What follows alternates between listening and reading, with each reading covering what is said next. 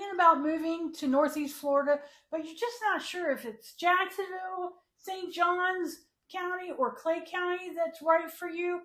And you've probably seen lots of conflicting advice online, which can be overwhelming. So in this video, I'm going to break down what each area is really like, from lifestyle, commute, schools, cost, so you can feel confident no matter where you choose to land. So if your job is in downtown Jacksonville or somewhere close by, living within the city might make better sense, as the drive will be a lot shorter. Now, Clay County is more of a suburban type commute, so it's going to take you a little bit longer to get downtown Jacksonville or even NAS Jax. In St. Johns County, well, depending on where you live, if it's the north part of St. Johns County or the south, it's going to take a longer commute time. And sometimes you do have some issues with Interstate 95. If you come back to Clay County, you do have the Buckman usually to deal with if you have to go east of the river. So those are things that you want to factor in too. So let's talk about schools briefly. St. John's is one of the highest ranking school systems in the state of Florida, which is why a lot of people move there. Clay County has a strong school system as well, especially in like Fleming Island and Lake Asbury area. Jacksonville has a good school system as well, but those areas you do need to check out a little bit more. And I'm going to include a link to my blog that's about this post as well.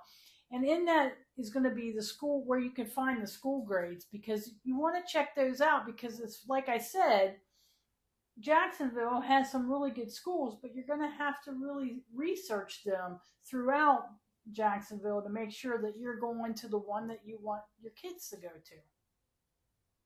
Let's talk about lifestyle. Jacksonville gives you a little more of a faster paced type lifestyle. Nightlife, a lot of restaurants to choose from, lots of genre of restaurants, more than the Clay and St. Johns County. There's also about 400 park systems in Jacksonville that you can go to. And some of them are just what I call pocket parks, where they're just smaller areas. There's benches that you can sit down on, maybe read a book, chill. And then there's other ones with playgrounds and lots of activities. Clay County is a little bit more slower paced than what Jacksonville is. But it's really close to, some nightlife as well there. But most of it's more of a smaller town feel, especially like Town of Orange Park. That's its own little community incorporated within Clay County city limits. That gives you that smaller town feel. St. John's has a lot of resort style living, more expensive housing. You're closer to the beach.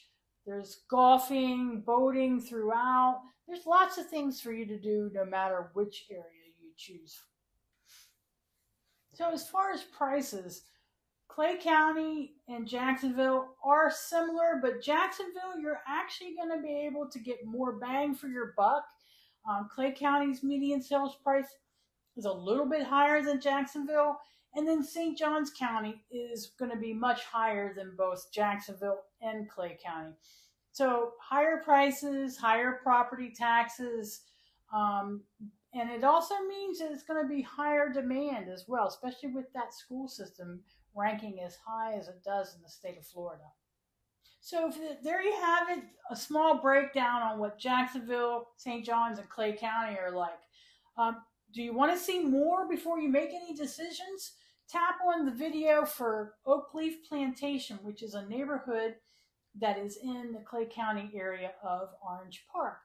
Or if you want to check out the Mandarin area, that's in Jacksonville, east of the river, a little bit south of Jacksonville, almost to St. Johns County and Julington Creek. Click on those for more.